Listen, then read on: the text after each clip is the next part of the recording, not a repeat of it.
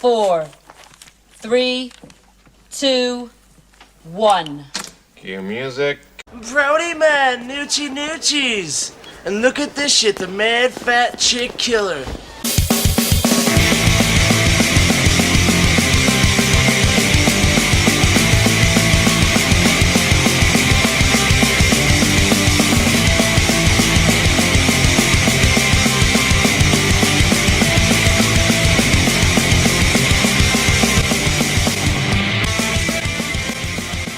Welcome to Be Kind, Let's Rewind, the nostalgia podcast no one asked for, with your hosts, Chris, Leaf, and Shadwick. What's up, everybody? Welcome back to Be Kind, Let's Rewind. This week, we are talking about Mallrats, guys.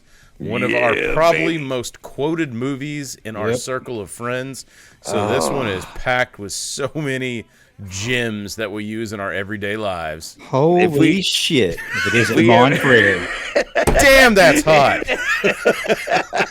If we do have a series of the most quotable films so you guys can get caught up with our references, this is probably going to be the first in that series, because we absolutely love this film. Too much. I normally ask you guys how it was going, but hell, we actually got to hang out on Saturday, man. Watch our Niners squeak one out against the Packers as these episodes air about 3 weeks behind. But damn, what a fun fucking night, man. That was a close one. And then the UFC was just full of upsets. Oh, dude, yeah. It was just that wild. entire. Which UFC is this? 230? Well, what was this one? We're almost at 300, so this was We're probably, almost at 290? 297, 296, some shit like that. I couldn't remember which number it was, but yeah, that one was. There was a lot of squeakers there too, a lot of controversy. Yeah. Unfortunately, I had to bail before the title fight, so I did see what happened. He had his own title fight. He had to fight at home after the buffalo chicken pizza and shots of whiskey we had. So it was a fun night. Yeah, I went about 5 rounds the next day with it. To a no contest. Yeah. Got this decision. But yeah, man, we had a lot of fun. So thanks, guys, for coming out. And dude, it was a blast. I thought it was pretty funny that Gibbs walked around to us and was like, "What do you guys have for your booze of the week tonight?" And I was like, "Well done, Gibbs." And with that, there we have it. You tell Gibbs to get out of the street, you fucking bum. I should have, man. So loser. So for my booze of the week, I'm actually just going to continue to finish a bottle, which was from our Coming to America, the Crown Royal. But I actually got a nice little sample cup here, and I'm really making it last. You know, waste not. Want not. Well done. God damn it, Chris. Look, I was going to say, fill this with Coke, no ice. Fill this with Coke, no ice. Oh, shit, he has the white courtesy cut. You got the better one. You got the better one. Yeah, I couldn't find one, guys. I'm the fucking loser man out, dude. No. That's funny. For those that don't know, we don't fucking stage this shit at all. I don't know what they're drinking usually beforehand. Occasionally we'll sit each other, but those little gags that go throughout, if you watched our Goonies episode when Leaf popped out the whipped cream, me and Shadwick did not know that was coming. So yeah, none of us know what. That's actually the benefit of filming this separately, online, right? If we were everyone says you lose something or there's something different about filming together, but that's the thing. It's if I have gags or props or whatever, they don't have any clue what I'm doing, and vice versa.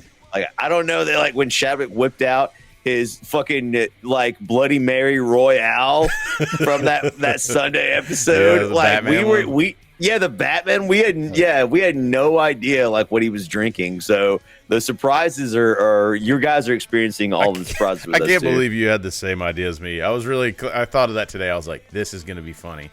And then I was like, Shadwick will laugh, and then I didn't realize Shadwick upped me with the actual white cup, in the actual white courtesy cup, dude. Which we used to have. I think they were quite a bit bigger at the movie theater where we were at Chris. Quite a bit bigger, even back then. Want to sip of my soda? If I could, I'd smack that shit out of your hand so hard right now. We go flying. Can't express Aren't you the guy that himself. broke up with Brandy Spinning? I'll definitely be putting that clip I have, or that photo of me slapping Gibbs when we sent that to you when we were in Vegas one time. That's funny. So, all right, Shadwick, what are you actually drinking tonight? I'm not finishing the bottle, but I'm still working on the Knob Creek Maple. On the maple? Yeah, man, that one Yeah. was good. When we did the shots of that went down real nice. So Real smooth. Yep, I'm calling those rally shots. They were rally shots, and it helped the Niners win. absolutely, you can't deny it. Which, by the They way, pulled it out. shout out to my boy John T at work. He is covering my Sunday shift, so I'll be able to watch the NFC Championship game. Let's Okay. go. Yeah, I know you were really worried about that too. You were like, dude, I don't know what Watch we this doing. shit at work. Like they're like the plant's melting down, and I'm like, they're on their final drive. Will you give me a second? Fuck the Can you valley. please? They'll manage. They'll manage. It doesn't fucking matter. We're dead anyway. Let me get this win. So, Leaf, what do you got down there, man? What are you sipping on? Dude, man, one of my best boys, dude, got it for me. Oh, And, shit. dude, it's going down. It's going down hard. Can y'all see it? Yeah. Ladies and gentlemen, this is of course the Cane Rock distilled in Jamaica, imported rum. Dude, it's sweet, but it's really good. Yeah. I can tell you right now, my wife loves it. Nice. Absolutely loves Did you know, it. I've had actually, to the wrestle it. distillery is right near the beach, boy. Boy. Samson Simpson, I stick by my story. And if he wasn't Jamaican, why would he be wearing that hat? Why would he? Why would he he, wear dude? this hat? You know, I've had to wrestle it out of my wife's hand multiple times. it's Like, tasty, man. I was good. glad that I I was trying to landed on wrestle that into one. my wife's hand. All right, man. Let's get over to it, bro. Let's get into Mallrats, guys. Rowdy man, noochies. And look at this shit, the mad fat It shit is killer. the fucking mad fat shit killer. How many Dude. fucking times have we used that line? I actually said that to Ryan Saturday night. I know. That's so funny because we didn't decide to do Mallrats. I guess maybe it was that night or something or before. But Yeah. pretty short. We had a short week, so we're like, let's grab something that we know.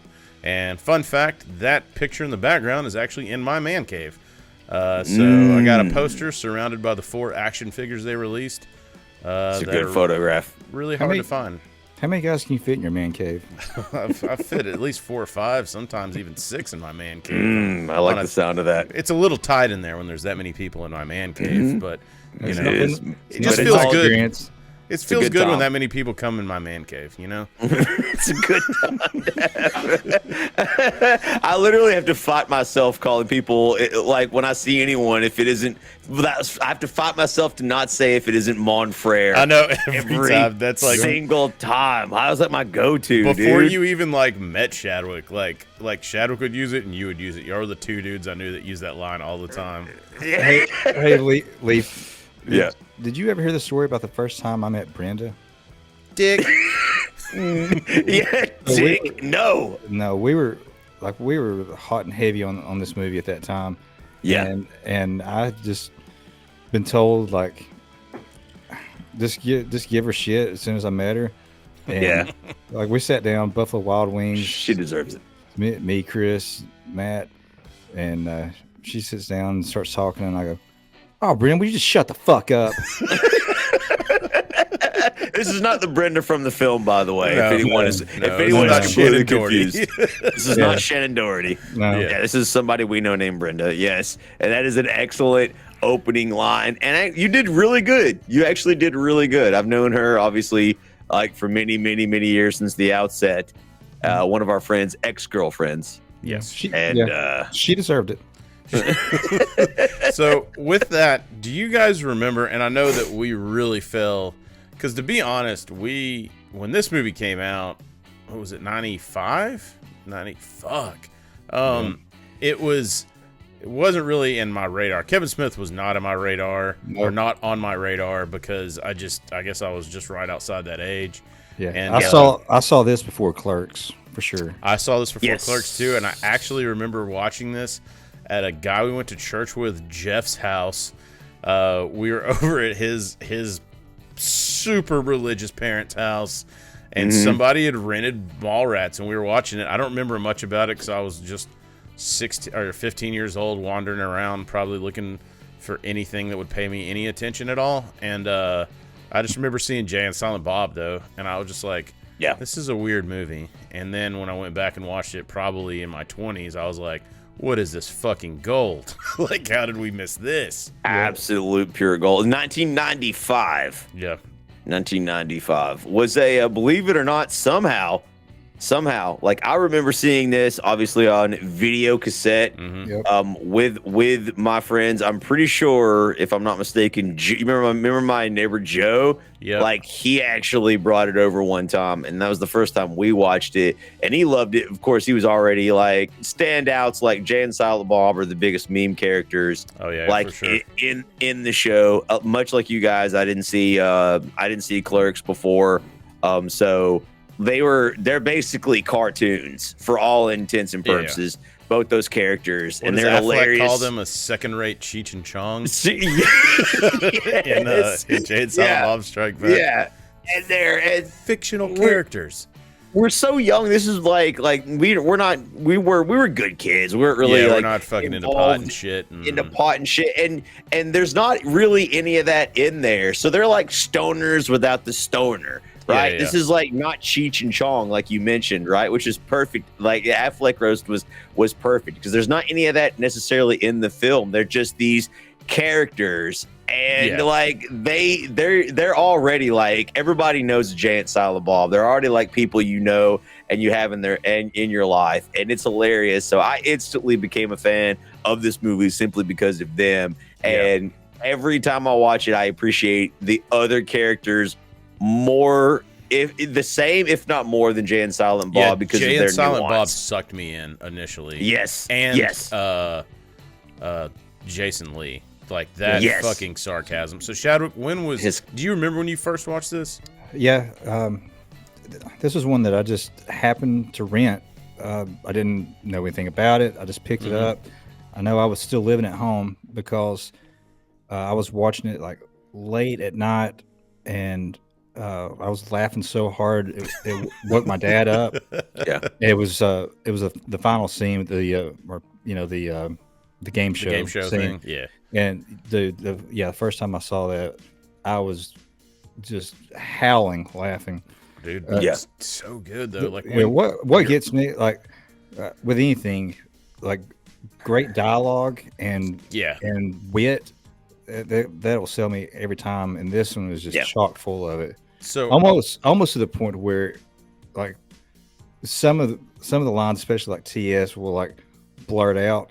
It's almost over. It's almost like a Dawson's Creek episode. Like people don't really talk like this. Oh yeah, but like it works. Like, and that's what the little documentary, or I watched a couple of them on Mallrats. This one had Kevin Smith, and I actually didn't know Mr. Svinning's assistant. I forgot what the guy's name is. He's a co-producer for like every film except for this one. Basically, I guess I didn't see a credit for him as a co-producer, but like Clerks 2, Zack and Miri, like all this stuff. But that he's in the interview with Kevin Smith, and they're talking about Mallrats. Like, I think this was in 99 or 2000 when it started to get that cult resurgence, right? Where it starts the DVD sales start to pile up, and they're like, oh, we got ourselves a little cult hit here because it did absolute ass. But Universal, I think, is who signed on for this, and they wanted it because they saw the dialogue from Clerks, and they wanted a smart Porky's, is what they said. So they were basically looking for a titty film, but with like Clerks dialogue is what they were looking for. And then what's kind of funny too is like Kevin Smith back then was like, they're like, budget $6 million, and he's like, we don't need $6 million to make this movie. And they're like, that's the bare minimum you have to make a Hollywood movie. And he's like, we made Clerks for like $40,000 or $25,000, and they're like, that's not a real movie. And so I was like, but you really think about it, like how much fucking money do they waste? So where did it go? Because it looked good. Obviously, it was filmed. It wasn't like like CCTV cameras and shit, on Clerks. Like, but it was. But you know what I mean? Like How did they end up spending like that much money? So Like, I can't- they wanted a titty film, so he gave them a soothsayer with 3 nipples. You gave them what they wanted, man. You got some Joey Lauren Adams boobies, and then you get We saw some. the wise old sage. Yeah, her boobs are not as sexy as her voice. Yeah, God, I love her. I'll take them. I'll take them. Love her. Just saying. Anyway, this was a box office flop. Yeah. Because I mean, like, people just didn't know. Like, you just didn't fucking know, and you can't. Like, I mean, as soon as a studio gets their hands on like the genius that is Kevin Smith, back then especially, like, you can't. A studio doesn't know what to do with that. They even tried to, like, they actively tried to get rid of Jason Mewes. They wanted someone else to fucking play Jay. Like, after you saw that in Clerks. And they wanted, like, can you imagine? Like, they tried to get, like, Seth Green. And Seth Green evidently was the backup, I think, in case Jason Mewes, like, couldn't cut it. Like, I can't even. I'm sure you would have done fine. Like, you know what I mean? Awesome, like, but still. it would have been bad, but. Do you think they saw maybe some red flags that maybe, like, down the road he was going to be an issue as far as maybe, and it may have been too that they wanted actual actors in this, you know, like because it really does come across. But that was the thing, Kevin Smith's friends, you know. I don't even know for sure if Jay had written dialogue, because I know Kevin Smith talked about how Jason Mewes was just being Jason Mewes every time he was playing Jay. So, but it I mean, worked. maybe a loose blueprint of a script. Yeah, maybe like just some notes. You know, hey, you got to hit these bullet points or something. But I'm going to be honest with both of y'all. The older I get, the more that I realize a lot of actors are just fucking playing themselves. Well, hold on, a bunch of them. I say that, but I do know Kevin Smith is quite the stickler for his dialogue to be followed in movies. Well, he has to, because his dialogue is like. Yeah. What is I learned, as I pour some more Crown in here, guys, just give me a second. I learned a lot of vocabulary from Kevin Smith movies. So, Kevin Smith, if you watch this, you did better than my fucking schools did, and I was at a shitty private school. I had never even heard the word callous. Callow? It means fried. Callow. Callow? Yeah. Or monosyllabically enough for you to understand me, like, dude. That was my quote. I was talking about earlier. We were talking about some of our favorite quotes. It's like, well, one of mine is hard for me to say. Dude, when Jay and Silent Bob said they stole the plans from some foolish carpenter. Silent Bob here stole a schematic of the station, some foolish carpenter, and found a weakness just like the fucking Death Star. That makes me laugh every single time. Even fucking describer of foolish carpenter. Foolish.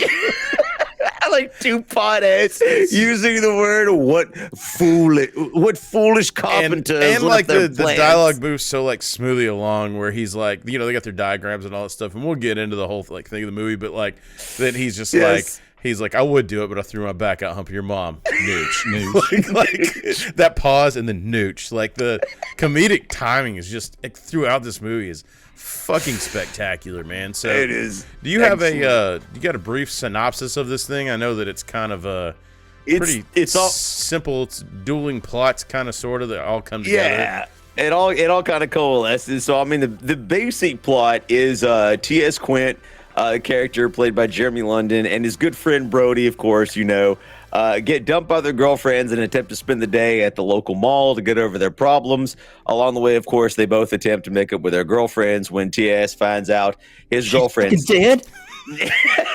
when his girlfriend's dad, played by Michael Rooker, of course, is putting his daughter in a local dating show. Yeah, and I mean that's about the best synopsis I can come up with. You're really acting like an ass. Like just I've got to say, I've watched this movie, like I've recommended it so many times and wanted to watch it with people, and it's real hit or miss with a lot of people. But the ones that really don't enjoy it, they're lost from that one line where he goes, "She's fucking dead."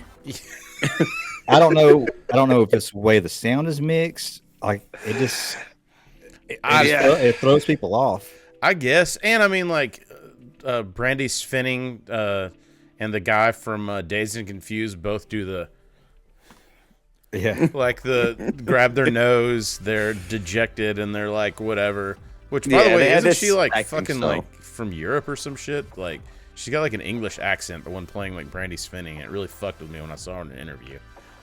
Claire Forlani. Yeah, I didn't know that, but yeah, she's in like she did grow up in the United Kingdom, or grew up in London, the UK. She so did 100%. She does some have a liquor. natural. she grew up well and she grew up nice.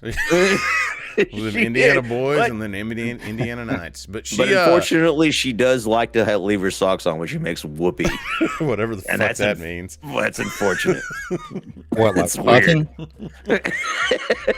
So let's just start off like when, it starts off with TS, who I didn't know, because Out Cold, I think, came out around 2003.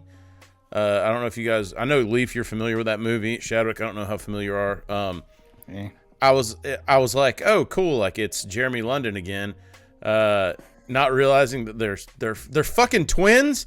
So there's like two of them. There's Jeremy and Jason London, and it's fucking weird. Like they look obviously the twins look exactly the same, but I thought forever, I was like, oh man, it's the dude from Mallrats and Out Cold, like forever. Like I just kept thinking that, and nope, just he's a twin because Hollywood is not a place that makes any fucking sense. But anyway, so TS is over here. He's about to probably do the most romantic thing I've ever heard. Take his girlfriend to Universal Studios and To propose. And when's he going to propose? When Jaws falls out of the water. That is the romantic thing that any of us have ever heard in our entire lives. That is, yes, it's Jaws. In Universal Studios, for those of you who don't know, on the Jaws ride, which no longer exists, by the way, much like the mall culture, which I want to talk about in a little bit. It's like there was a point in the ride where as you were riding upon the water, and I guess the tour guide was sort of telling you about the movie, Jaws would indeed attack you and pop out of the water with his it's a jump scare, like Jaws. So it's a jump scare, so he was going to propose to her after this jump scare, which is such a fucking dude thing, and I'm here for it. Like, I'm like, yeah, I mean, hey, sounds good to me. She's screwed. But anyway, so he finds out that she can no longer go with him to Florida because she has to fill in because the previous contestant, which TS told that the TV camera's at about 10 to 15 pounds, went ahead and died in mid backstroke at the Y. She had a weight problem in high school. She had the fattest ass. And so like she dies, which I don't know how many times fucking Kevin Smith mentions a fucking embolism popping in someone's brain. Popping in her brain. I'm convinced that Kevin Smith, hopefully at age 147, will eventually succumb to the embolism that pops in his brain. Magically pops into his brain, which could wrap it happen around full circle at any moment. Yes, but hopefully 147, Kevin. We're rooting for you. So anyway, so that kicks us off on our story. So they get into a big fight because obviously, like we talked about in previous episodes, you got some problems coming to America. The daddy and the boyfriend, they butt heads sometimes. So that's obviously happened here, especially when you're dealing with a guy that's fucking in The Walking Dead and is in Guardians of the Galaxy. So what a career he's fucking had. A megastar. I'm telling you right now, the moment I saw him in Guardians of the Galaxy, the Mallrats quotes were flooding through my, like, I was waiting for Easter eggs. Were you not, Shadwick? Were you waiting for any any line, any random thing from Mallrats, dude? Especially with Kevin Smith being such a comic book fanatic. Yes. Oh yeah. I thought he would, work something Snuck in one there. in. Yeah. I wanted just one. But isn't it amazing that he got him? Like, I looked up earlier today with Stan Lee. Like, I sent you guys an article. Yeah. I've always wondered, like, how did he get Stan Lee? Because This is coming off Clerks. Like this is coming off his second movie. Yeah, this is coming off like Did Clerks even get a theatrical release? Very limited. So I think like it was just a few. Like so, but like it hit big at like these like independent Sunset. film awards and shit like that. So like, but for you to go from a 3 or 4 theater maybe release to doing this movie, and then you get like, especially for him being like the biggest, like a big comic book fan, and then you get fucking Stan Lee. I can't even imagine that. That'd be like me, you know, like getting Shawn Michaels or like Hogan or some shit like to come on and, you know, do whatever. I'd be like, I'm gonna need a minute and about a gallon of alcohol. Yeah, that would be. It was insane that like Stan Lee was in this film, and I mean, you know, we talk about this film being just like a insane like failure, but like look at all the unknowns, right? Ben Affleck, Shannon Doherty, you know what I mean? Jason Lee, just unknowns that you never heard of and would never go on to do anything else, right? Like, so you know, like Affleck, he was friends with Kevin Smith. Yeah, and apparently, I don't know if it was this movie, maybe Jersey Girl or something. That I was talking about earlier. Kevin Smith being a real stickler for his dialogue.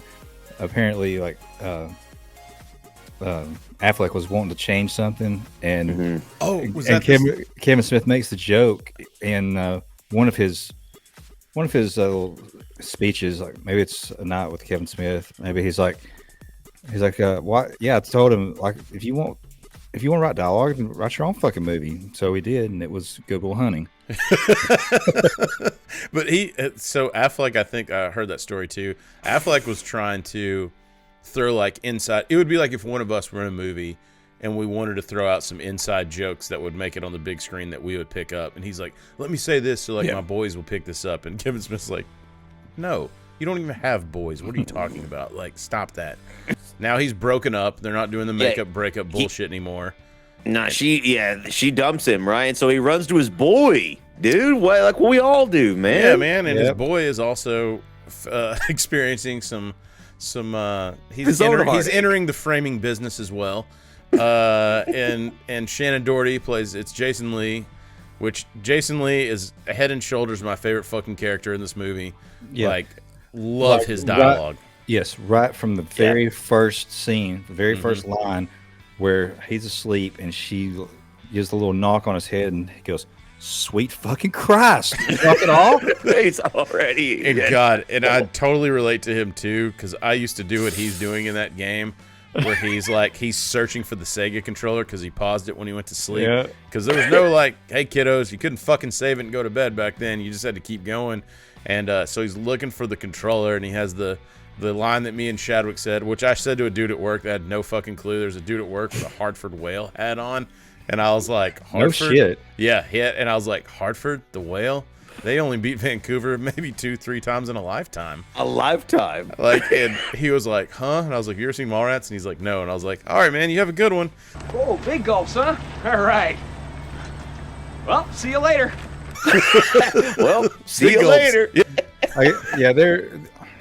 There's a lot in this movie, a lot of quotes where I guess maybe out of context, even if you've seen the movie out of context, maybe it doesn't work. Like one of them that's really funny to me is when Brody at the end is talking to Gil Hicks, and he's like, "You're the kind of guy that would beg for sex. I should know. We can smell her own."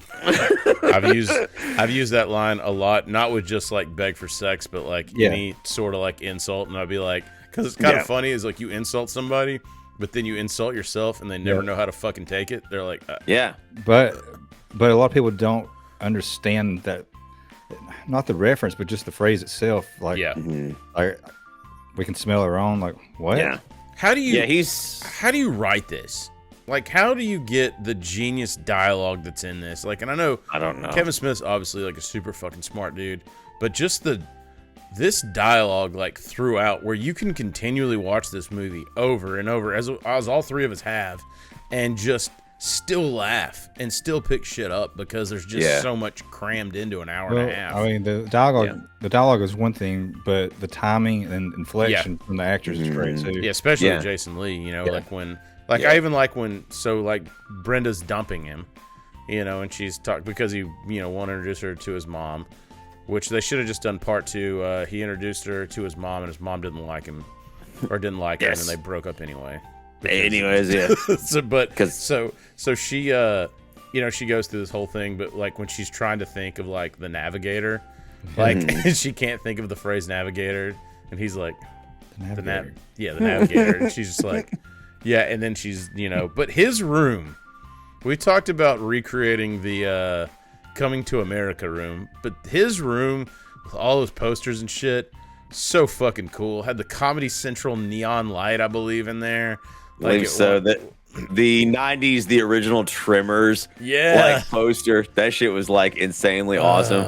Like Jason Lee's character is like so great because he is keenly aware like that, and you can see that in his room and in everything that's happening like in the movie, and his self-deprecating humor. Like, yeah, he's an asshole, but he's also like keenly aware of like that he's a loser, and he doesn't care. He's like unabashedly like, this is what I do, this is what I am.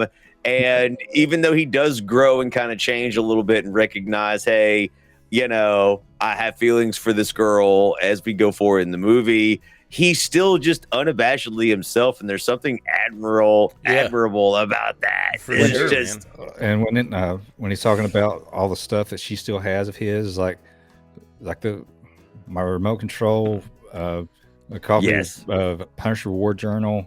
Yes, my copy of Fletch. I was like that he is Google Gobble one of us. Oh, for sure. Like he remembers exactly inventory of what's over there. Like that's just so funny. But so she dumps him.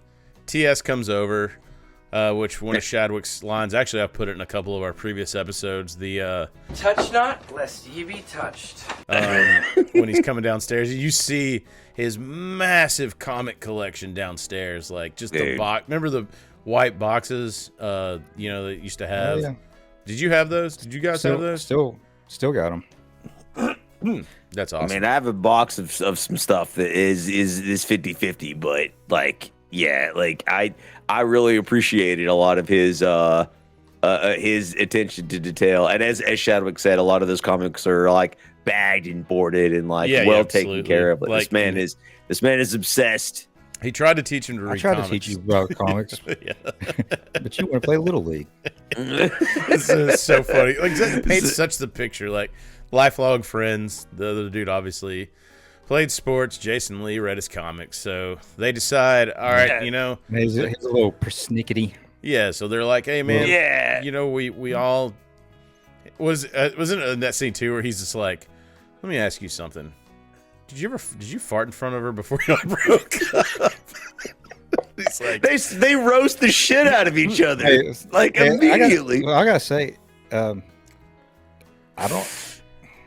married 5 years now, and I couldn't count. I hardly ever fart in front of her. Really? No, never. Except in my sleep, I hear.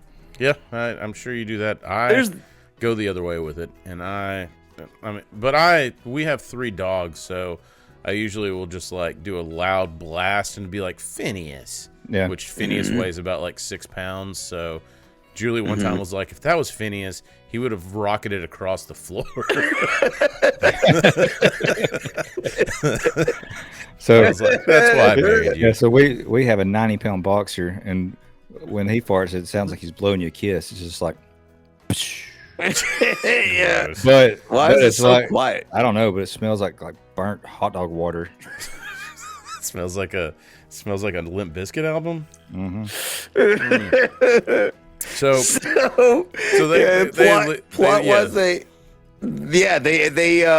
They decide to cool their jets and cure what ails them by going to the mall. Brody decides to, and I mean, he has ulterior motives. He just wants to go like get more comics. Oh yeah, like the selfishness is clearly there. He's like, like I'm here to get more. He even tells I'm gonna do what I'm gonna do, no matter what the fuck's going on today. So, and now that you're single, I'm dragging you with me because we're boys, and I want to do this, and I need my boy with me.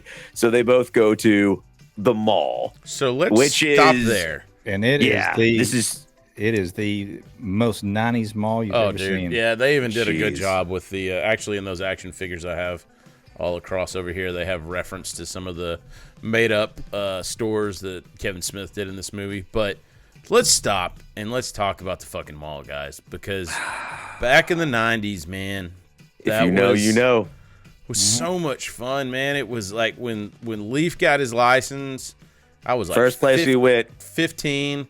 You could have $10 in your pocket. You could skis $10 for doing chores or whatever the fuck.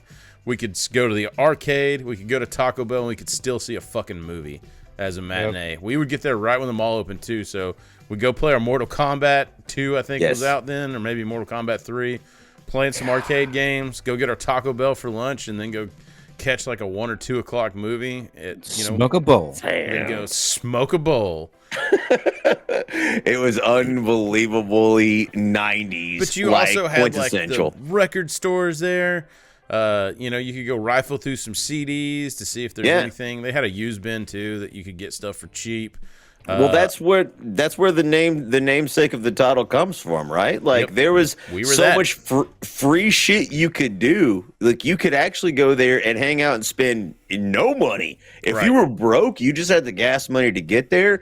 You could go and get into all kinds of things. You could, like you said, you could go to one of the music stores. Like I don't know where it was, where you were. Where anyone watching this was located. You can put in the comments section if you want to where it was that you hang out, what you look forward to. But there was music stores, there were arcades, there were like just tons of places you could hang out and do nothing. And you're actually given the opportunity. You're fed a quote if you ever go into Victoria's Secret with a lady friend. I don't know. I've said before, man, this place is giving me a mean hard on. or also in our case, Fredericks of Hollywood. You remember that store? Yeah. Oh my god. I like that a little bit better because I think they were a little trampier. They were, dude. They were like the hustler. They were the hustler. Like if Victoria's Secret was Playboy, like Fredericks of Hollywood was hustler.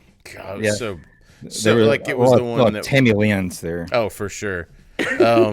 Like I went and you had the music store. You also had the video game stores. So for us, we had Electronic Boutique, Software, etc. They would usually have a game out you could play, or maybe a couple games you could play. What was the cool one? FYE. For your entertainment. FYE was a good one. Yeah. I don't remember some of the other ones. Remember we had Camelot Music for a while. It's the last one of Camelot. So you could flip through the Electronic Gaming Monthlies and read, like, you know what I mean, some of the magazines. And you can become friends with you'd become friends with the dudes there. So like they would tell you what games are coming out, when they're coming out. Like remember they have the book loop where you can rush up there and get your copy of the X-Men Sega Genesis game just before your power goes out and you can't play it. You can't play. Sorry, Shadwick. It was amazing. No, Blizzard of '93. So, but that's like this. Anytime I go back and watch this, though, all of those memories like flood back. Like the conversation too they have about the cookie stand being part of the food court or not being part of the food court. Like, brilliant. But it's a true like argument too, because like when you went throughout the mall, there was like the food court. Yeah. And there was an autonomous stand for mid-mall snacking somewhere else. So outside of the food court. So he pulls that off, and you don't hate him. Yeah. But I mean, could you think of? It really reminds me of. I'm not going to say who, but it's a mother and daughter, and the daughter will just like, for no reason, she'll argue the most minute things. And it just drives me insane. Yeah, I'm sure. But I mean, like that's what this is. It's the pettiness, and that they're both intelligent dudes. Yeah. But they're always right. And then so Brody, you get introduced to the Jay and Silent Bob again. So you see them.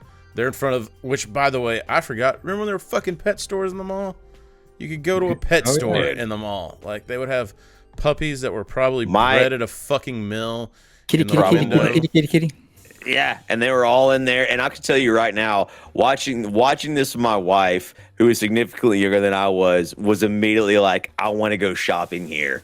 Like she immediately wanted to go like all of the clothing stores and the pet stores. She actually used to work at one of those pet stores before she started working at one of the like knockoff jewelry stores that they have there. Jeez. Like, yeah, she was a mall rat in a lot of ways. Like towards the end. Did she ever have a man in a Batman helmet bust through the wall while she was changing clothes? Yeah, with her tits out. She never did. She never did. I'm sure there was men in her life that probably. You fucker. Yeah. God, I love her. I loved her too. from Dazed and Confused and this, and just give me all of that, please. With the stores. And then Kevin Smith goes so far as to paint the picture of finger cuffs in your head. Yeah, he did. Thank you, Kevin Smith. Yeah, thank you. Thank you so much. But what you're talking about though with the conversations, like in it's really, to me, it's really Quentin Tarantino-esque too, because he's really good. If you've ever seen Quentin Tarantino films, he's excellent at dialogue, man. That's probably one of the best things that he does, man. Back and forth banter. And that's to me, at this a high has intellect level is fucking hard to write, but when it's done well, when it's written, and to Shadwick's point, when it's acted correctly with the correct inflections and timing, it can't be beaten in my book. It can't be. And the cooking stand argument about is the quintessential. To me, it's one of the arguments you have when no one's listening. It's like one of those asinine. It doesn't mean anything. It's not even integral to the plot of the film. It's just a conversation between two dudes who are just sitting there as an aside. It doesn't advance the plot. It's just a conversation. We used to and have it's one of the those realest same things. arguments on your fucking porch when we were kids. Like arguments about dumb shit that didn't matter, but it's just us. Like we're just this doesn't hold the same importance as like, could Lois carry Superman's baby? No, it's a uniquely nerdy argument. Why not? It's bound to come up. It's eventually correct. Also, how many times have we used that? Like, he would have to use a kryptonite condom. That would kill him. Like we've said that. I guarantee he blows a load like a shotgun right through her back. This is such a visual, like. So, I do think what was really funny about that article, because they get to the mall, and of course, like the game show is being filmed at the mall, so now they're gonna hire the Jay and Silent Bob to take this thing out, and then you get introduced to LaFleur's. He doesn't know who LaFleur's is. Played by Sven. Hold on. Ole Simpson. Yes. Sven Ole Thorson. Yep. Who was a bodybuilder, a black belt, a champion power lifter. More importantly, friends with Arnold. He was one of Arnold's boys. So I didn't pick up on it when I watched Mallrats. It was a rewatch of The Running Man. I was like, holy shit, that's LaFour's. And I didn't pick it up, and you told me, and then I went back and watched Running Man. I was like, holy shit. Also, it isn't Montfrere. We can't watch a Packers game without saying it. Yeah, he doesn't know who LaFleur's is.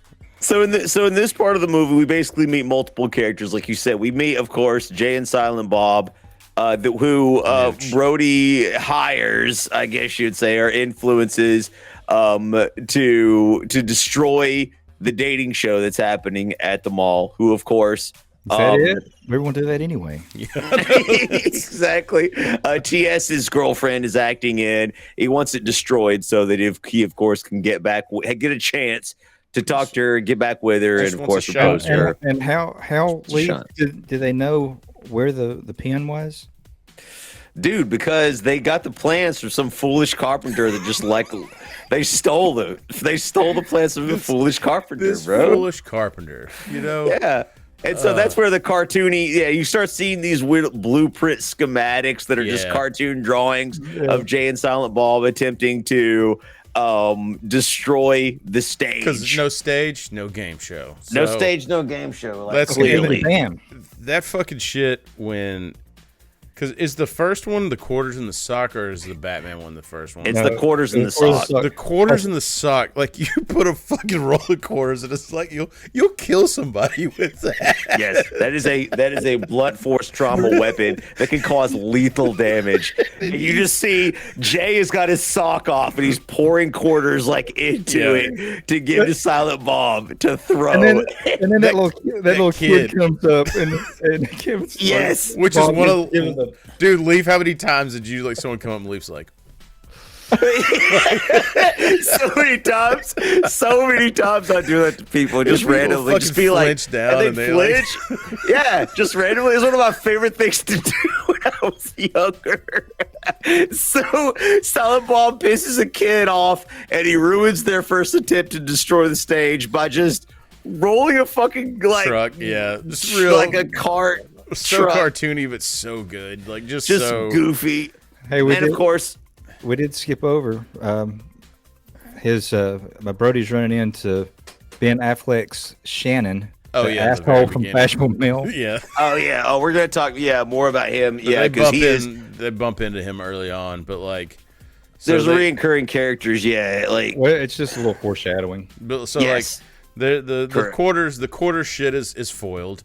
And then after the quarter shit is foiled, is this shortly after? Is this when we meet Trish the Dish? Yeah. Nobody calls her that. They have the cookie store argument, and then immediately after that, they see Trish the Dish. Also, another favorite of Leaf.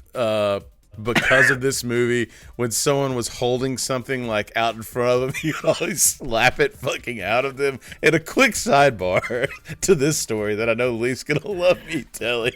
So please don't do this. We used to work in the movie theater, and so Leaf. So one of our old employees, I don't know if she was dating one of our friends or not, but she came over with her friend, and she was gonna watch a movie. So we let her in for free, and the whole thing was like, if you bring your own bag and like a container for like Coke, we'll get it to you for free if we knew you. As long as you're an employee, right? So we hook her up, and Leaf gets dared by one of our friends to knock said popcorn out of her hand, which is a large popcorn.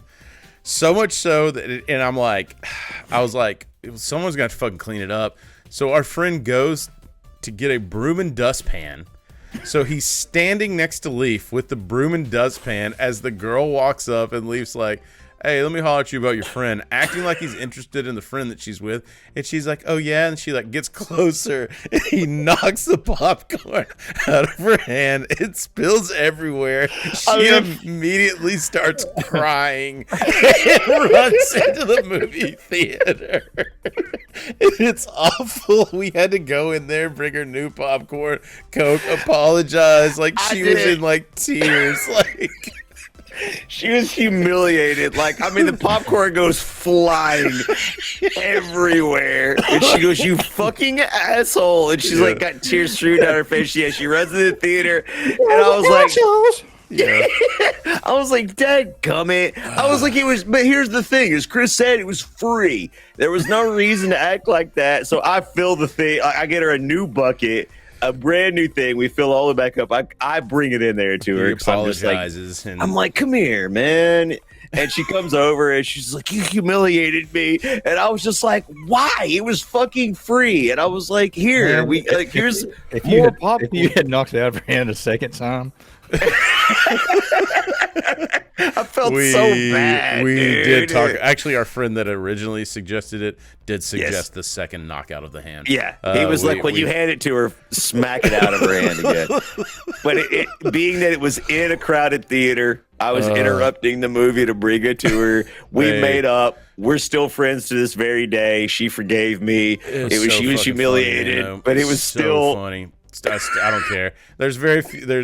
There's comedy won that day. That's all I'm gonna say. So we've done some shit. Yeah, we've done some shit. So anyway, they meet Trish the Dish, and he slaps the fucking book out of her hand. So immediately, and then you just find to be out the dick he is. That she's like what, 15? Yeah. So Trish is 15, and she's gotten an advance from a publishing company about sex in the 90s. A guide to men's. What is it? sexual prowess. Or Yeah, it's like, that. but it's about the boring male or something like that. The Like, boring male libido or some shit like that. Yeah. So it's it's a sex book. Yeah, she's keeping a sex journal of all these people, all these guys of different ages. What they do, what do they, and they she do got to a her, $20,000 advance just on one part of it. That wasn't even like the full advance like she got from everything. It was like one chapter. She got like 20 grand or some shit. So, and the twist is we find out that her last night's subject was Ben Affleck from Fashionable Male. Yes, and Brody, they've already had their little run in. He's like, "Holy shit, you slept with that asshole!" Yes. So she tells him he really hates him. He's like, "Oh, he's talking about me during sex." Yeah, he's like, "Tell me you got him. You recorded him saying that." Yeah, that's because she records her victims, I guess you would say. Because I don't know if we mentioned this, but she is disgustingly underage. Yeah, like 15. I don't know. I don't know if this is a thing of the 90s. I cannot remember, but this is not such a taboo subject. The Epstein list hadn't dropped at this point in time. Was definitely. This is actually probably happened a lot. I mean, I remember freshmen in high school hooking up with dudes in college all the time. It's kind of a normal ass thing. But I guess it may have been, but I don't remember. But in the film, yeah. And they're like, well, they mentioned the legality of it in the movie because Brody's like, so how, what are you going to do when you release this thing to the controversy? And she's like, I'm going to wait till I'm 18 to avoid any of the controversy to release it. But she is sleeping with older men, different ages, of different ages, and calculating and all of the data about men's sexual prowess and ability and what they're into and all this shit. Call me Donnie. Please don't go, girl. Don't go loose. Yeah. So anyway, you find out, so the hate is building between these two, which then you Ben find Affleck out and Brody. that he's Ben Affleck's character Shannon is actually dating Brenda. They're hitting on her at least, or grooming her. They're on a. I think it's like a half-assed date because I think he's supposed to be at work or something. Oh, like a day date. Yeah. So anyway, you find that out because that's actually, I think you have another forwarded attempt because all the lunchbox here is a walking calamity. Yeah, so they try. So it flashes after this scene. And then he finds out the fashionable male asshole played by Ben Affleck is trying to bang his girl. We get another attempt to destroy the stage by Jay and Silent Bob, which is the Batman one. But this is the Batman one. Yeah, the Shadwick's got to be Shadwick's favorite. And all of these are just a lot of these are pop. There's so many pop culture references the at this time. Spread, and then he's flying through, and he misses. It's got the music. Yeah, you got the pin. If you pull the pin, then biggity bam, no more game show. So you've got your actual first gratuitous scene of the boobage. film too, of boobage. So this is our first smarter Porky's. We've gotten the smarter thing throughout this. This is our first Porky's part. Porky's-esque moment. Which, if anyone hasn't seen Porky's, I don't know how you could ever fucking compare these two movies. I don't. They're nothing alike, dude. I'm sorry. Porky, I think what Universal was saying was there was a gaping hole for skin flicks in the 90s. There weren't those skin flicks anymore like there were in the 70s and 80s, and so I the think titty they were movies. trying to bring it back, and it just because 90s movies were better. Yeah, and I mean, even American Pie kind of brought it back a little bit, I guess, here and there, but not really. A little bit. American Pie was closer to the Porky's movie than Mallrats was. Mallrats is too clever, man. Dude, that's what I mean. That's the thing about it. I think that's one reason it probably didn't do as well in the theaters as something like American Pie, because Mallrats was a smarter movie. When you have writing like this, you really, I mean, loyal as dogs, but you shrink your fucking demo because you got to be into this type of movie and this kind of humor, and you got to understand this kind of humor. Yeah, you gotta be smart enough to follow it. You can't be like, oh, titties. Exactly, which is why I think it popped off so hard in the DVD sales, because when people got alone with the movie, when they weren't just in the movie theater with their arm around their girl looking for a quick laugh, a quick titty, a quick bit of entertainment, which is Mallrats is far from that. This is a rewatchable movie, which if you haven't seen it, you're ruining your life if you haven't seen it. I've watched it twice in the past 2 days. Yeah, I watched it just today, like just so it would be fresh on my mind. But I watched it 3 weeks ago before this, just on my own. Yeah. Yes, and I like American Pie again, but it's not as rewatchable as something like Mallrats, because Mallrats is just on an intellectual level so much more entertaining on multiple levels than I saw a titty or I saw a dude stick his dick in a pie. Wait a second, are you that guy that fucked the pie? And those like kind of one-off jokes, like there's a lot more being done and said in Mallrats, and I think people finally started to appreciate that when you got alone with the movie. Like you started to realize, yo, this is so funny. Clerks 2. Suck me beautiful. Yeah. Suck me beautiful. Like Clerks 2, I think did pretty well. I think Clerks 2 did pretty well in the box office. And Jay and Silent Bob Strike Back they all did better than this in the box office. So it started to catch, obviously Dogma did really well. He started getting, his audience out there, and they started watching this. It just wasn't ready yet. Which, unless things have changed, I think Dogma is still wrapped up in Yeah, man. I had to buy a fucking bootlegged DVD, or not bootleg, but it was an actual DVD copy, but I paid... It came down to $20, and I bought it at $20. Why?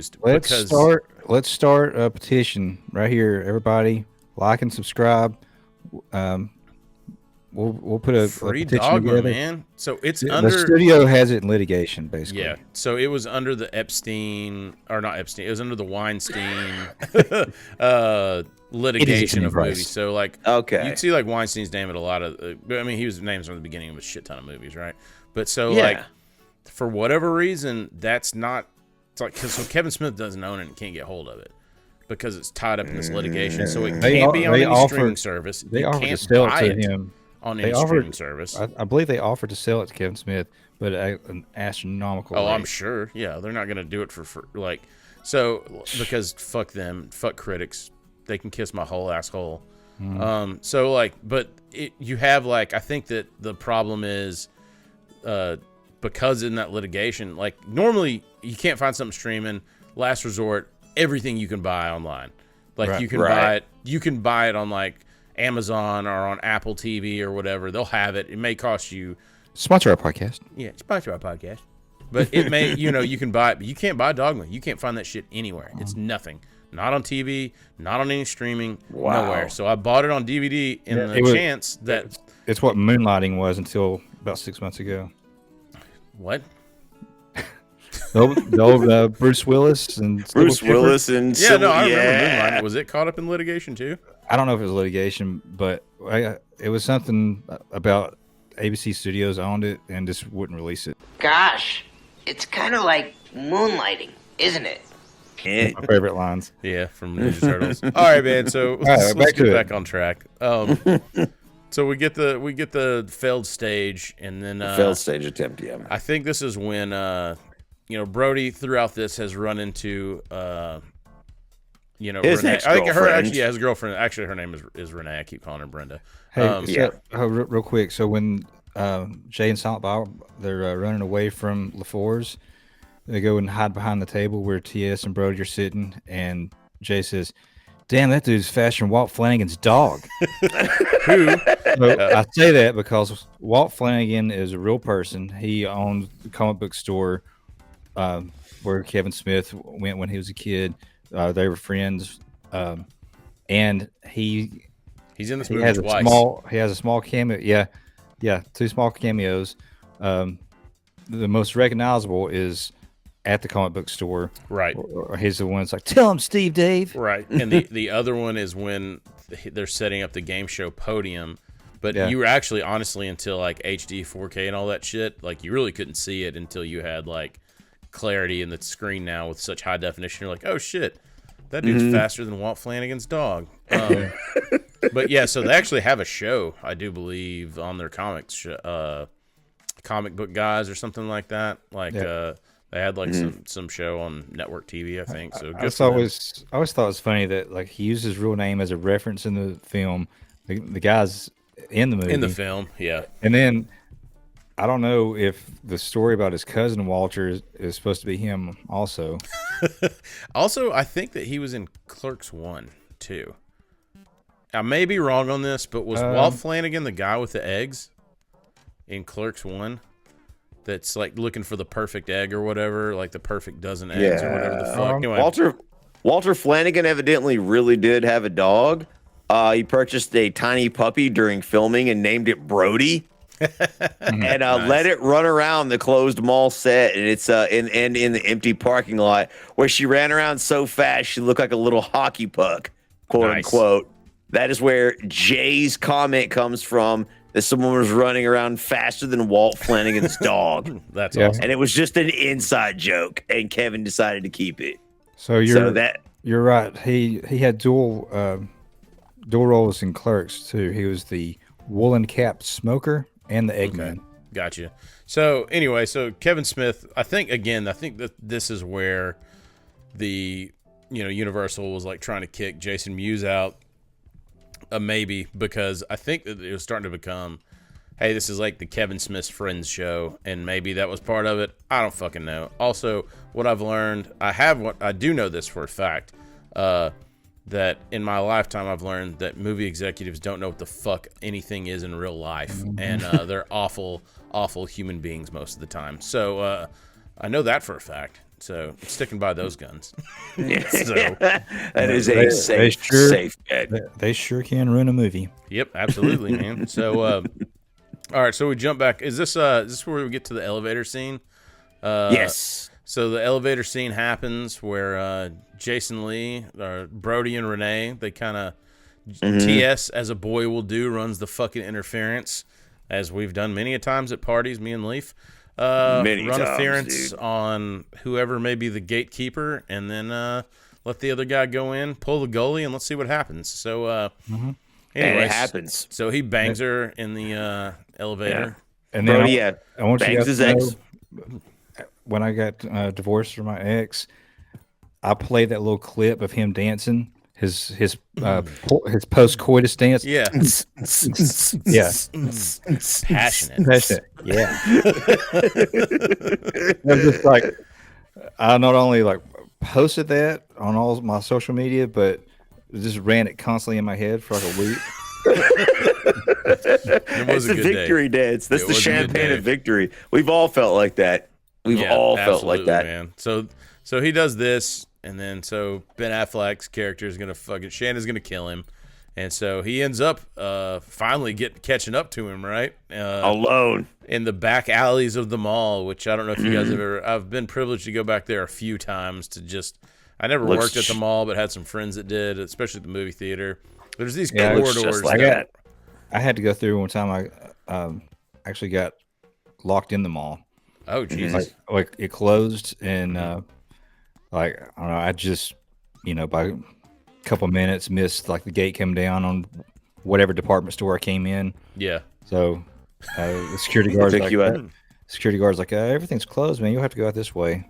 Yeah. It's like concrete block walls. Yep, absolutely. Yes. And they go behind, like, all the stores and shit. And so that's where Shannon catches up to Brody. Gives him a couple socks in the stomach. Works him over pretty good. And then Jay and Silent Bob find him. And what do they say happened to him? Dude, for some reason, for no reason, as far as I could tell, Brody says the Easter Bunny fucked him up. Fucking kidding, the Easter Bunny did this? All I said was the Easter Bunny at the Menlo Park Mall was more convincing. He just jumped the railing and knocked me down. Well, don't forget Shannon or Ben Affleck's notorious plan, his nefarious plan. Oh, his nefarious plan. Yes. The most uncomfortable of places.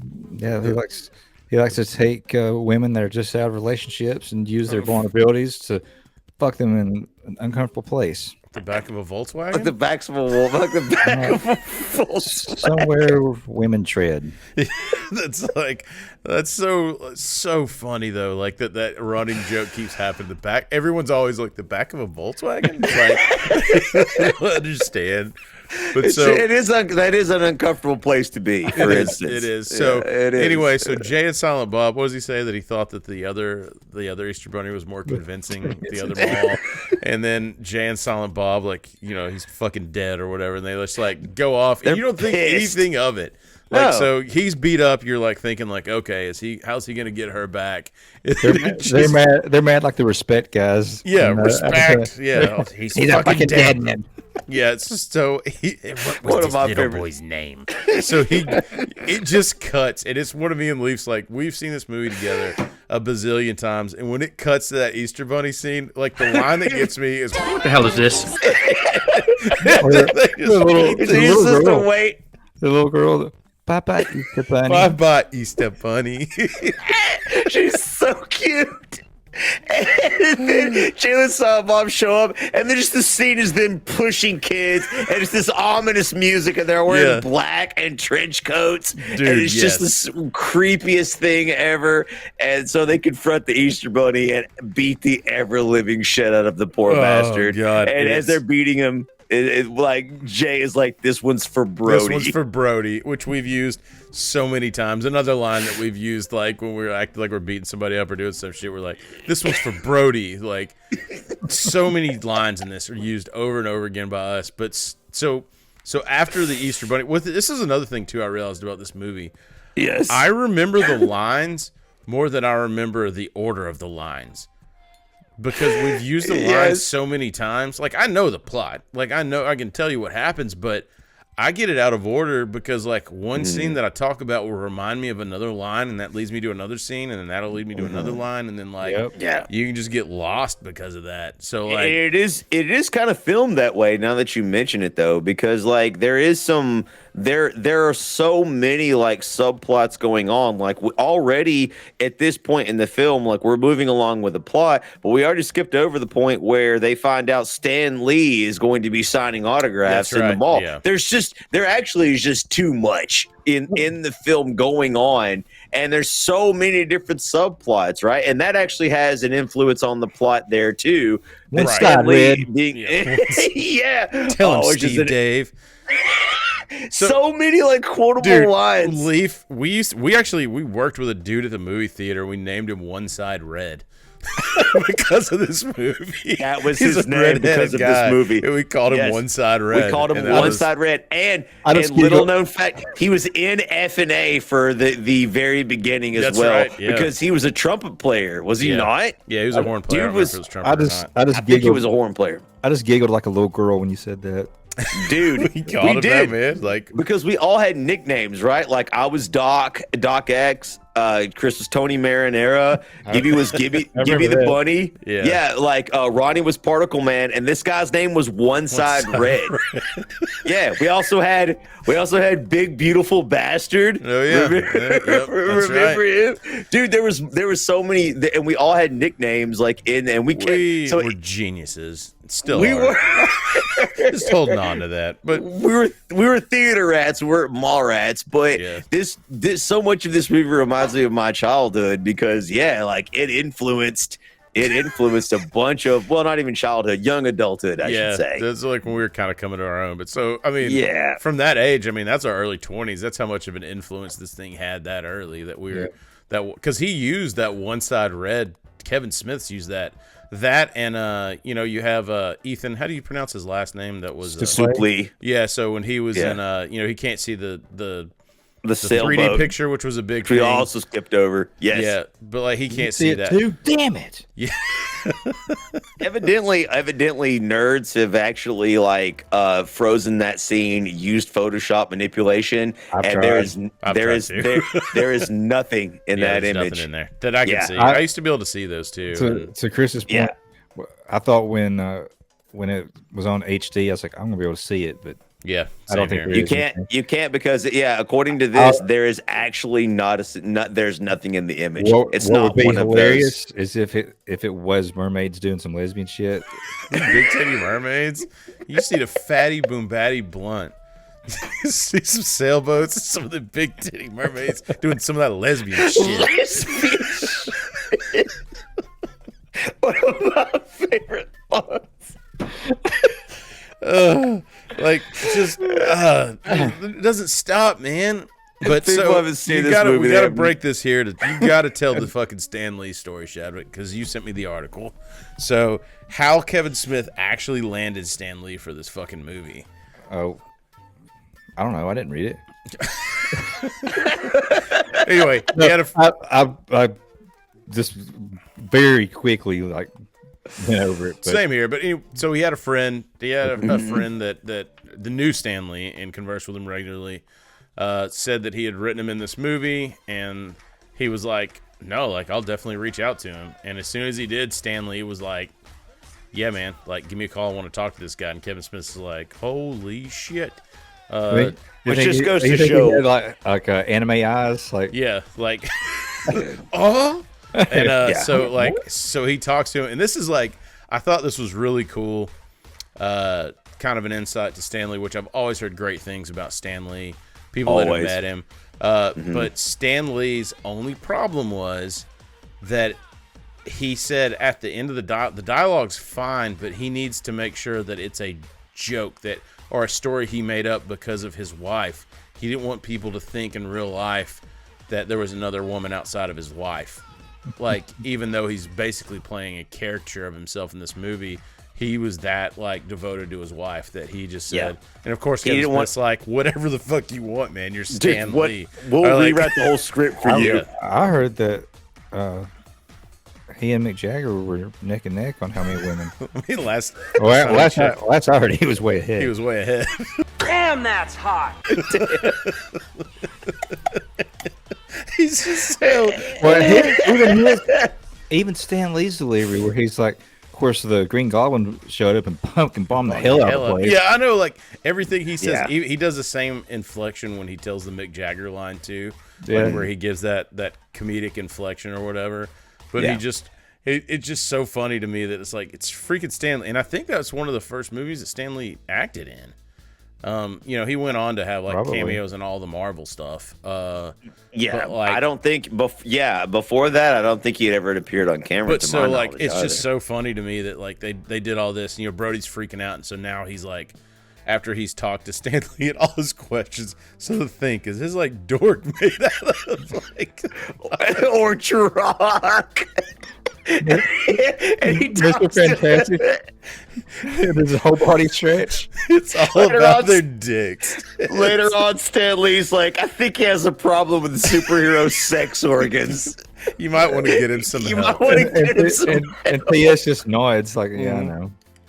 It's so funny, but you're absolutely right. Like, it just goes to show what an upstanding like character like Stan Lee had. I thought that was Like, cool. He was that just the that best. he wanted to just change that one little bit, and then, you know, that he says, I made up some stuff about blah blah blah, is his line after that, because the other dialogue was already written. He just wanted that so there would be no question. It of, wouldn't like, there was a disrespect woman before his wife. Yeah.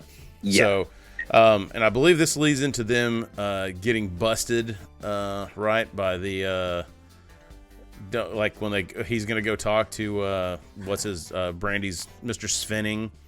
And Yeah, then, he runs. Brody's gonna stink palm him, and that's Yes. He talks to Brandy's dad and tries to reason with him, even though he's angry. He has it out. He's basically like, "Hey, you did this. You basically did this to break us up." And you know, Brandy's dad, Michael Rooker, is like, "Not only did I do it, it's like one of the most proudest moments of my life." He's like just I'm leaning into it, like, yeah, he doesn't like. He was like, "You're not good enough for my daughter." He flat out tells him and has it out. And as the tale of the two boys keeps going on, what does old Brody do? He takes his hand and he puts it in between the crack of his ass. You got to stick it to him. And so then he rubs it on these chocolate pretzels, shakes his hand real hard, checks his ring out, smears the pretzel on his hand so he has to eat it. And they have that fucking close-up of him like, it's so nice. This is my sister's favorite part for some reason. I don't know why. My sister loves the part where he's licking his fingers because the chocolate's melted on there. He's just like tasting every finger. It really is disgusting. And this is also that's another great. line that, like, we would talk about something and it would be like, damn, is it exquisite? They're a tad melty, but damn, is it exquisite? Like, Hey, Stan Lee, actually his first on-screen credit. Okay. It's actually uncredited.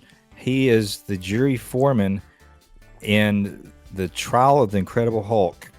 Oh, really? In the Lou Ferrigno Incredible Hulk? Yeah, no way, dude. Yeah, it was. That was the movie with Incredible Hulk. And does he have lines? Daredevil.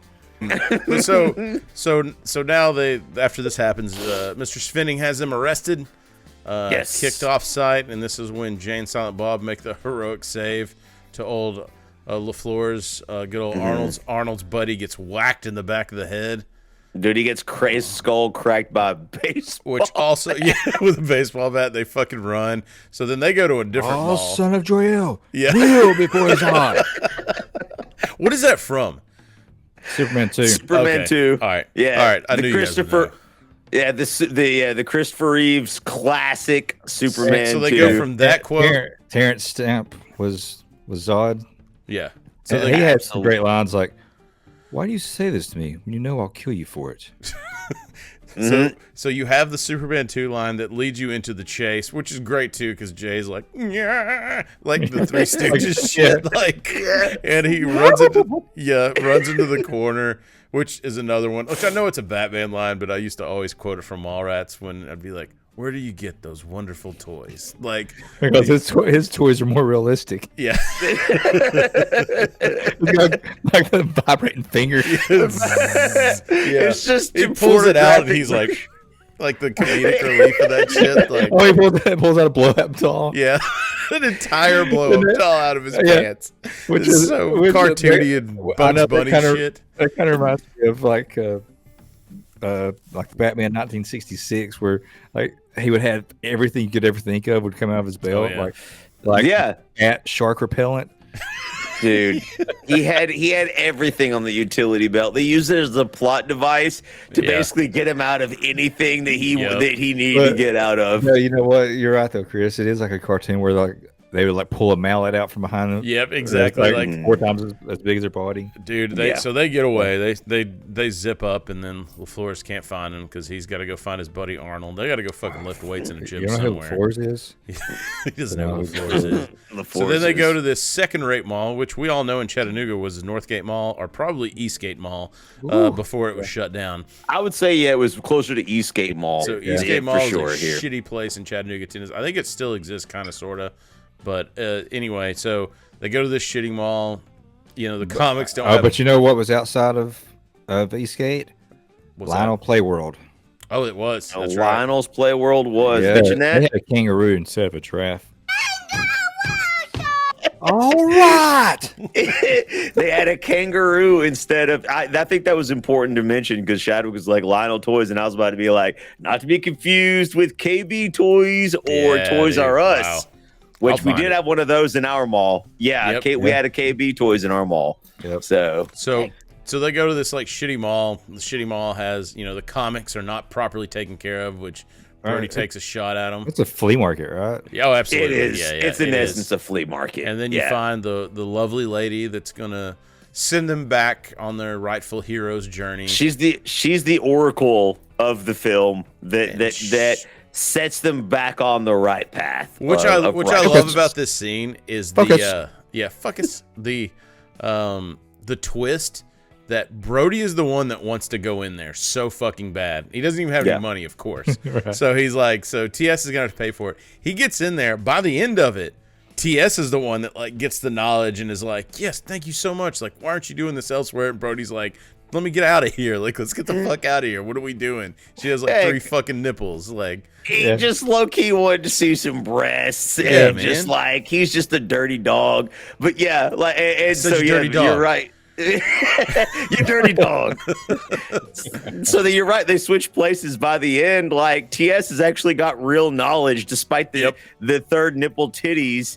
Which he didn't even notice. He was like, she had a third nipple. He's like, what are you talking about? He's listening to her. He's listening to her advice, and Brody's just mad. He's so fucking mad. And then of course, the twist at the end. I forgot. I looked that actress up, and she had been in a bunch of other stuff, but She did a great job, great job of this scene, and then she obviously the Priscilla the Barnes is that her name? I think so, and I believe it is. The third nipple is just a prop, that she just uses to, I guess, I don't know. But it kind of grosses me out a little bit that she puts it in her mouth. Yeah, me too.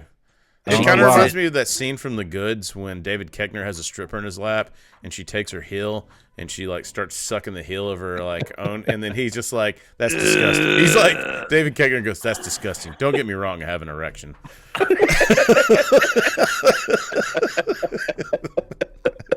bless David Koechner. God bless. Yeah. Priscilla Barnes as Ivana. Yeah, she does a great job. Great job this movie. If you're drunk enough, she kind of looks like Michelle Pfeiffer. Yeah, dude. I think she's attractive. Even I don't know how old she was then, but man. Yeah. She dropped some sage wisdom on me. I'd be game with it. Except we digressed. We go back to three-nippled woman gives them the advice. They're gonna have to go. They're gonna do their own scheme now. So they go back. Yes. And they now Jay and Silent Bob are back on board. They're gonna help them. So what they're gonna do now is they're gonna infiltrate the show, and they're gonna be two contestants on the show. Yes, this is the new plan. Right. The show can no longer be canceled, so now they're going to. They're gonna. There's that one guy that looks like if you had ordered Anthony Kiedis on Wish, that's what showed up.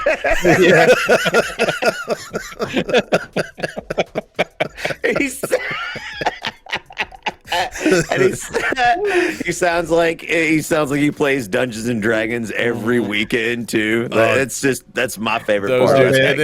That's a great line with Jay too. Or have a boner, or fucking fart, or something. Pop a boner, fucking fart. Which is also another line that Leaf has said 1,000 times. When we'd be about to go on stage or some shit, Leaf would be like, "Man, I hope we don't pop a boner or fucking fart or something."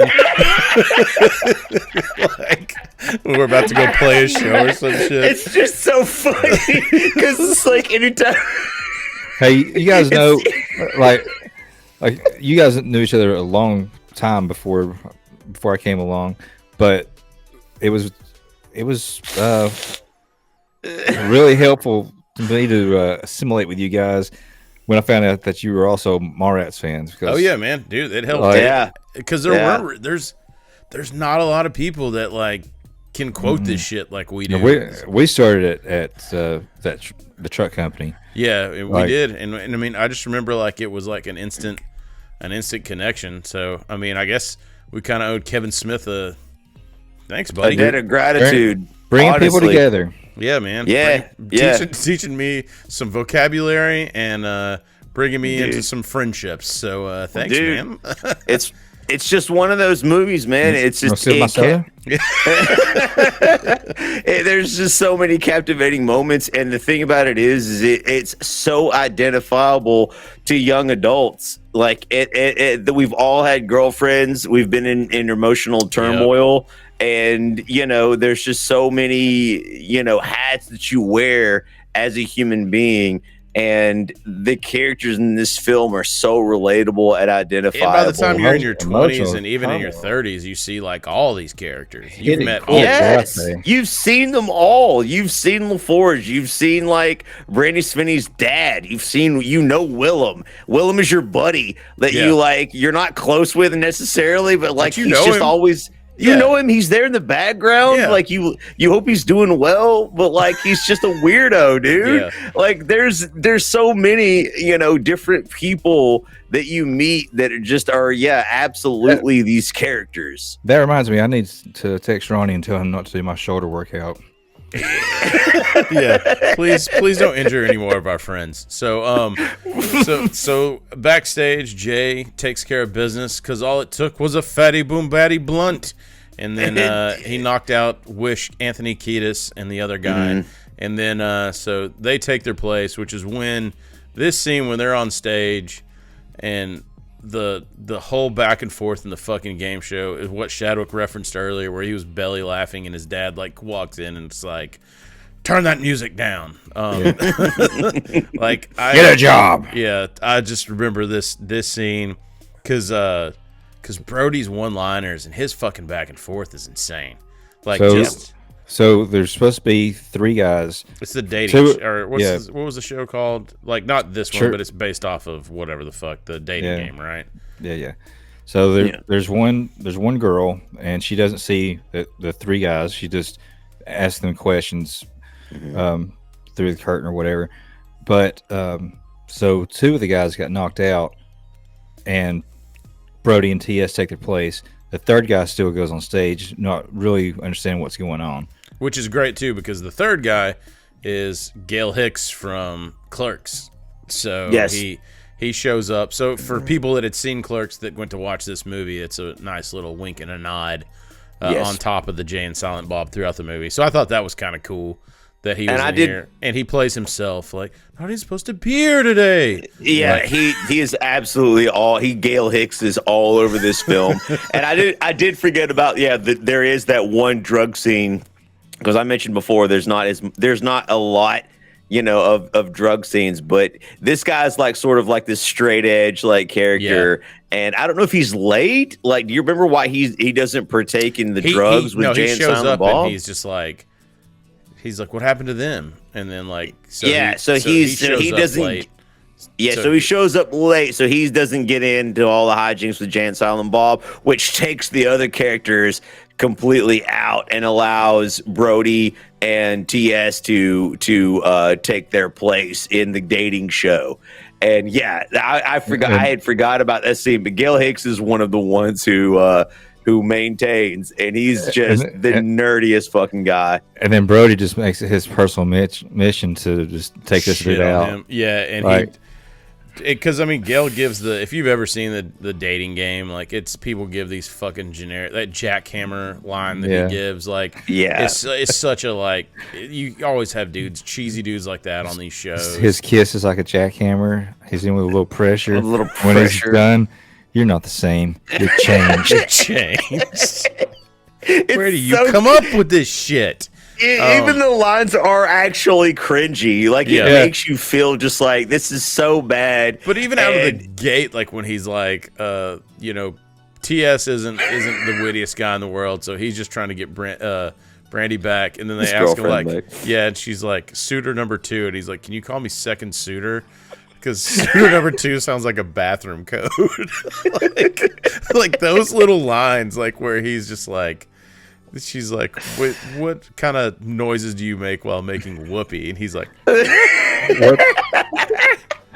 he tests some of them out. What, goes, like fucking? Yeah, he goes, what's whoopee? She's like, being intimate. What, like fucking? and you even, it's cartoonish with the audience, because they all like kind of go back with their heads like, ooh, and it's important to remember that this is being filmed. This is being filmed on cable TV. Yeah. Like, evidently, this is going to be like aired. A new show, this is like a pilot. Like, I don't know if it's live or not, but like, it's supposed to be. It's going to air like on television, so it's supposed to be like family friendly. And of course, Brody. Another favorite line of mine is like when the host tries to tell Brody not to interrupt, and he's like, Richard Donner, stay at the podium till it's time for the feud. Richard Dawson, I'm sorry, Richard Dawson, stay at the podium till it's time for the feud. Richard Donner, stay in your directing chair. Yeah, stay in your directing chair and keep making those movies. Yeah. Who was also in Running Man, right? Like, correct? Was it Richard Dawson? Richard Dawson, the actual Richard Dawson was. Yeah. This the real Richard. This guy was not Richard Dawson. This was not. Yeah, correct. It just reminded me of that since y'all mentioned the Running Man, dude. Yeah, there's a lot of parallels between Mallrats and Running Man. We're geniuses. We're gonna have to do that movie. That movie was fucking great. Sorry. Anyway, so the had to split. So she figures out it's them. I'm getting you hard. Yeah, I'm getting a fucking semi right now. He's gonna pop a boner. Fucking fart live on stream, dude. I mean, he's frightened, man. Stop, bro. You're making me nervous. This is exactly what I hoped it was going to be. So anyway, they get the show moves on. She figures out who they are. You have the heart-to-heart from Brody And in the middle of this, you see, or Heart to Heart from TS to Brandy, but in the middle of this, you see Brody. He's like waving because Trish the Dish has a videotape, which the whole side plot of this is or Silent Bob was going to rig up a video cassette to go on like the big screen or whatever, because did he turn his mom's vibrator into a DVD player or some shit? At the very beginning, they mentioned that this is the plot, like the plot layers of this film, right? They mention that okay, Jay and Silent Bob are at the mall they're goofing off, but eventually they're supposed to meet Trish the Dish, because Silent Bob is an audio video technical genius. Right. And he's going to help her with her study about having sex with random men. Having sex. Yeah. He won the 8th grade science fair by turning his mom's vibrator into a CD player with some chicken wire and shit. Some chicken wire and shit. That's what it was. Yeah. Evidently. And so, he uses these skills to rig up a film scene. So of course, like the conflict happening with him behind the stage is he's fallen. The DVD or the VHS players is out of where she throws him the tape or whatever, right? Like he can't get it to put in the VCR, and so then he's been doing the fucking Jedi mind trick throughout the movie. Yeah, the whole time. Or trying it. Trying. He's like, knock it off. So anyway, so the guy trying to see this fucking schooner, sailboat, he finally loses his mind, kicks it, starts running. Suplee. Yeah, he fucking knocks it, knocks the stage, which knocks the VHS. While this is going on, Shannon from Fashionable Mail is about to go beat the absolute fuck out of Brody on stage. And then they play the tape, and then Brody, it's him and Trish the Dish, Shannon and Trish the Dish, with him doing New Kids on the Block references while he's having sex. Please don't go, girl. It's a sex tape. Don't make me go loose. Yeah, call me Donnie. There's so many funny lines for that. There's like 5 seconds of this sex tape of Ben Affleck having sex with Trish the Dish, who, of course, as we established earlier, is 15 years old, wildly underage. Yeah, so he gets her. He gets arrested. Yeah, he gets arrested, which also is like, and then he gets back together. Yeah, Brody points it out to the cops. That girl's only 15 years old. Yeah. Then Affleck's like, 15? Oh, I thought she was 36. Yeah. This is Bill's favorite line, though. Do you remember? As he's being arrested, the cops are like putting Ben Affleck's character in handcuffs, and he's like, "Come on, guys, tell me you wouldn't have banged her." And then Brody gets the one free shot too. He's just like, they're like, "Whoa, whoa, whoa!" And he's like, "Just one," and they're like, "Okay." He gets a free fucking punch on him. Brody gets slugs him and punches him in the stomach, which leads to one of my favorite lines too. Is like, so after all this fucking shit clears up, the show's a disaster. But the execs are like, damn, like Brody's got some talent. Goes up to him. They're like, hey, you were great tonight. You ever thought about hosting your own game show? Yeah. He's like, or your own show? Yeah. like obviously. Obviously, yeah. Like that. I always took classic. Dude, I took that away as like confidence. I was like, I'm gonna use that. If anybody ever comes up to me and says some shit like that, they haven't yet, but maybe one day. And that was totally in character. That's what I'm trying to say. Is like that character was like who he unabashedly ashamed of who he was, no matter what. So when they asked him if he had thought about like hosting his own game show or being a star, he was like, yes, I have thought about that. Yeah, like, absolutely. So like. It's perfect. Yeah, it ties up. You have the happy endings or whatever. They do the post credits and actually set up Jay and Silent Bob Strike Back in this, like with the monkey at the end. It kind of, which I don't think Jay and Silent Bob Strike Back came out for another 7 or 8 years, if I'm not mistaken. It was a very long time, yeah. But so they foreshadow that. They have the awesome song Suzanne by Weezer, taking us out as it goes. But God bless, man, this movie was fucking incredible, and I still enjoy watching it to this day, which actually makes me realize that I forgot shit stuck in my head this week. There's so much porn! Well, what the hell are you doing looking at my private shit? What are you talking about? Private shit, Johnny? It was wide open. There were literally thousands of files here. Well, I've been meaning to clear some of that out. Jesus Christ, look at the organization here. Clockwise rims are up, counterclockwise rims are up. Yeah, well, sometimes you like seeing Sometimes you want to see a tongue go the other You direction. want to see the tongue go the other way. Like, speaking of potty humor, Jalen Silent Bob, which we can't even go into. Dude, sometimes you do want to see the tongue go the other direction. So let's go ahead. What were you going to say about, or let's just go over, let's hit up, oh, you didn't know. Oh, you didn't know? So we kind of talked about this earlier in our text message. Favorite fucking line from Mallrats. The favorite line that you quote. And I thought long and hard about it, and I think I've already said it 3 times tonight, but anytime I can catch you guys off guard with, damn that's hot. Damn, that's hot. That's my favorite. Like, so that is an amazing go-to. That is an amazing go-to. Chadwick, did you think about it? Thought about it. Still want to stab her? Yeah, I thought about it, and there's a lot of like obvious choices. One that does it have to be one that I use a lot? Just one that you quote. Favorite 1-2 quote, I believe is how I phrased it. I asked, didn't I? I'm playing the role of the concerned guy. I know exactly when you used that too, and that was an incredible moment in your life.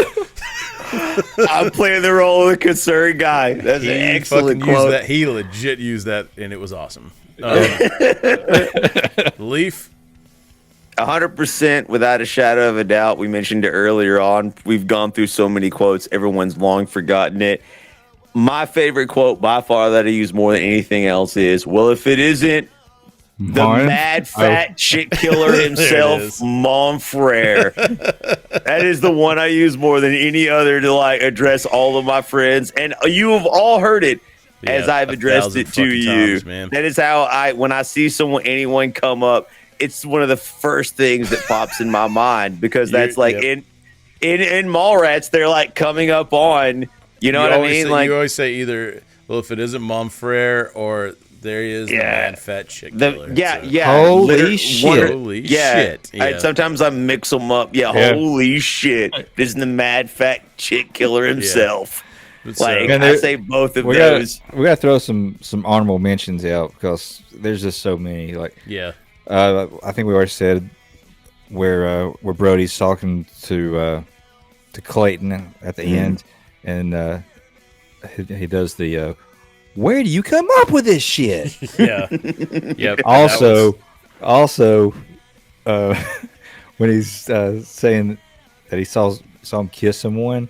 Oh yeah, dude. Like, and he goes, "Who the hell did you see me kiss?" It's like some guy, some guy backstage. I don't know his name, but he seemed unimpressed to me. Like all those two, and also like not to mention the movie like kicks off with like the Brody story about the guy that had the cat stuck in his ass, and he's like, "How else am I supposed to get the gerbil?" And then there's they start to end the movie with, in the middle of the game show, he tells the one about the flights going down and everybody just pulls out their pieces or whatever. And then another great line. Well, did he come or what? Jesus Christ, man! There's just some things you don't talk about in public. Like, that's so great. Like, such a fucking great line. Man. That line I do quote a lot too. Yeah. For any time someone says anything that's mildly inappropriate, I'm just like, Jesus, man! There's some things you don't talk about in public. Yeah. And I mentioned earlier about the I should know we can smell her own. Yep. That's a good one too, man. So. Well, let's just wrap this one up, guys. It's been a great episode. We went a little longer than most episodes, but fuck it, man. This one's a special place for us. So I think we're all thumbs up on this one, man. Go watch this movie if you haven't seen it. If it's you have too seen quotable. It, go fucking watch it again, man, and go watch it. Then rewatch our episode, and then you'll laugh at all the fucking quotes that we have in here. You'll actually get them. So with that, man, let's go ahead and take it over to our Norm Macdonald clip of the week. President Clinton was in Austin, Texas last Monday, the day of the Million Man March. The president said in a speech, "I am here to speak to you today because right now in Washington, D.C., there's like 1 million black guys.